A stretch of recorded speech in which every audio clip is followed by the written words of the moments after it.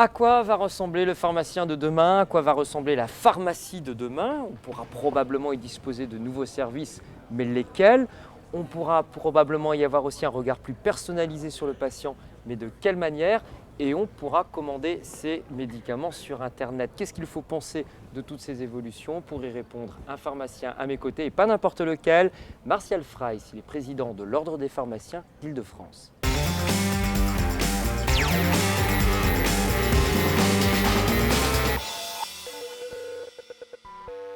Martial Frys, bonjour. Le métier de Bonjour. pharmacien évolue déjà, il va évoluer de plus en plus. Une certitude, c'est que demain, le pharmacien devra travailler encore plus étroitement avec les autres professionnels de santé.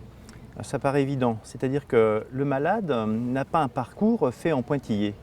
Lui, il a une vie continue et la prise en charge par les professionnels de santé de sa maladie doit être continue avec une vision globale et une coordination entre les différents acteurs de santé. Ça veut dire quoi très concrètement, travailler plus étroitement avec les autres professionnels? C'est-à-dire pouvoir communiquer, alors principalement grâce à des messageries sécurisées, et également pouvoir informer le malade à chaque étape sur sa maladie, sur les compétences qu'on attend de lui s'il s'agit d'une maladie chronique pour pouvoir mieux la gérer et faire face aux imprévus. Ça veut dire mieux informer le malade, ça peut être éventuellement mieux informer ses collègues, infirmiers, médecins, kinés, sur quelque chose que vous détectez dans le malade ou dans une ordonnance? Bien sûr, la Haute Autorité de Santé l'a souvent répété, elle dit tout le temps, la coordination des soins et la coopération de professionnels de santé est une amélioration des bonnes pratiques.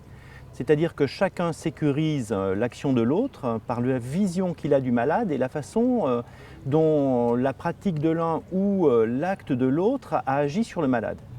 Et à partir de ce moment-là, on va sécuriser le parcours du malade pour obtenir la quintessence non seulement des actes, mais également des traitements qui lui sont délivrés. Ça sécurise le parcours du malade, ça sécurise aussi quelque part le travail de tous les professionnels de santé.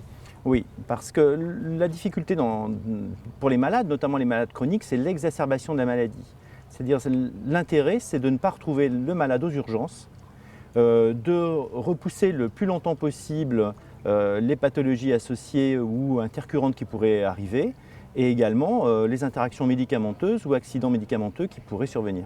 Ça veut dire que le pharmacien au quotidien, pratiquement, devra développer un regard peut-être plus personnalisé, plus global sur la personne qu'il a en face de lui, au-delà de la simple ordonnance? Beaucoup plus personnalisé, c'est-à-dire que jusqu'ici, la vision de l'ordonnance par le pharmacien, c'était une ordonnance avec une sorte de commentaire d'ordonnance qui indiquait des interactions, les conseils pour la bonne prise. Maintenant non, avant l'ordonnance, on a un malade.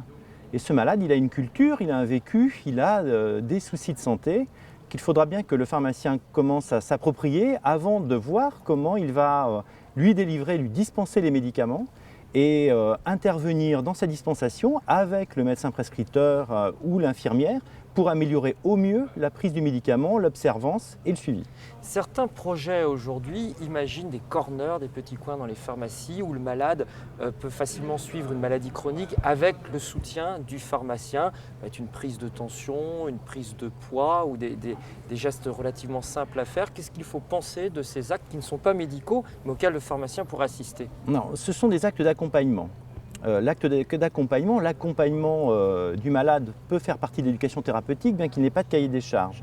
Mais cet acte d'accompagnement, quand vous dites la prise de poids, c'est quelque chose qui coule de source. Quand vous avez un insuffisant cardiaque, la première chose, le premier indicateur, c'est la prise de poids. Donc avec un instrument aussi scientifique qu'une balance, on peut très bien voir une dégradation d'une pathologie ou une amélioration ou un statu quo. Donc déjà, cette indication que l'on peut avoir, même pour le diabète, ce sera le même outil scientifique qu'une balance, qu'un pèse-personne, permet d'avoir une indication précise sur la bonne tenue du patient et de la pathologie. Mais avoir un corner où le malade peut se peser, prendre sa tension éventuellement, est-ce que c'est encore le rôle du pharmacien?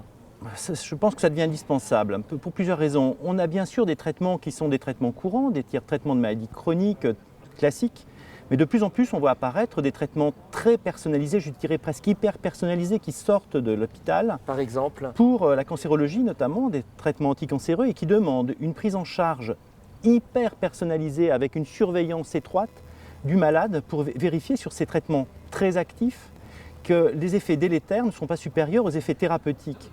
Or, pour des soucis d'économie de santé, et cela se comprend bien dans le contexte que nous vivons actuellement, les patients sortent de plus en plus vite de l'hôpital et font des traitements en ambulatoire. Donc le pharmacien doit être formé, doit être compétent pour être capable de surveiller dans des endroits, dans des lieux de confidentialité, c'est-à-dire ça peut être un bureau, ça peut être la salle d'orthopédie, qui permet d'avoir une bonne écoute, un bon entretien avec le patient, et qui permet de le sécuriser surtout pour des traitements aussi compliqués que cela.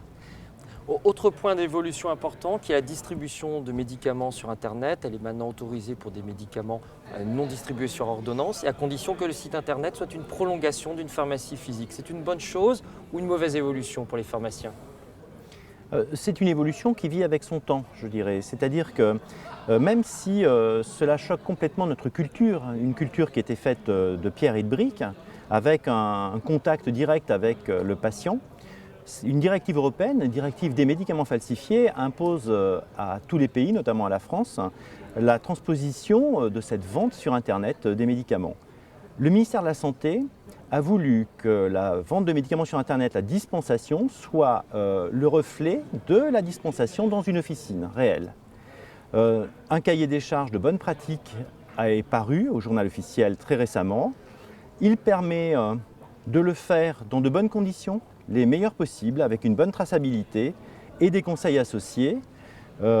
C'est un nouveau mode de dispensation du médicament. Est-ce qu'il sera perfectible? Peut-être, on le verra à l'usage. Pour le moment, certains pharmaciens commencent à s'impliquer dans cette dispensation, peu nombreux, mais je pense que leur nombre va se multiplier. Et paradoxalement, en fait, la multiplication d'informations médicales disponibles sur Internet renforce le rôle du pharmacien dans son travail d'éducation thérapeutique. Et c'était là la difficulté, c'est-à-dire que les médicaments que l'on peut trouver sur Internet sont la plupart du temps falsifiés. Comment obtenir un médicament non falsifié pour un besoin qui peut être immédiat? Et donc c'est là où on voit que le rôle d'Internet n'est peut-être pas la bonne réponse. Eh bien simplement si on est sûr d'avoir une vraie pharmacie en face. Donc la philosophie de la vente de médicaments sur Internet, c'était pour dire des pharmacies de pierre et de briques peuvent dispenser des médicaments par Internet et garantir leur authenticité. Ouais, donc un dossier à suivre, à regarder de très près dans son évolution dans les prochaines années. Merci Martial Fraisse d'avoir été avec nous. Merci à vous. Et à bientôt pour un autre rendez-vous sur la télé de la e-santé.